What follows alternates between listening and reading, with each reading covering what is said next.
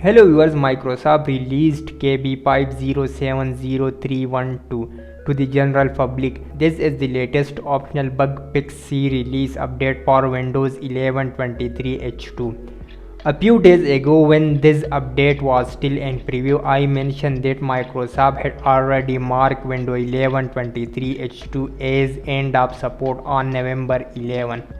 However, even with that status, Microsoft is still rolling out this update for all editions, including Home and Pro, which is quite surprising. Enterprise and Education edition are still supported until November 2026.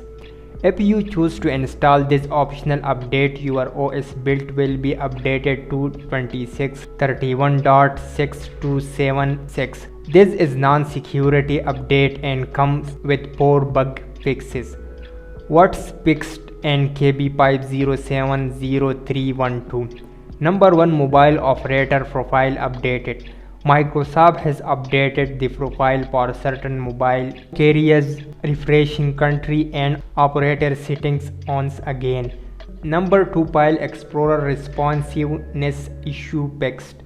A bug that caused File Explorer to stop responding to mouse clicks until you close and reopen it has now been resolved.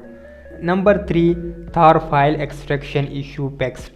There was a problem extracting tar file when names included more than 34 commonly used Chinese characters.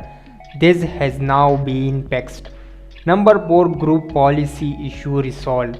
The update fixed a problem where the hard recommendation section policy didn't work correctly in Windows 11 Enterprise multi-session environments.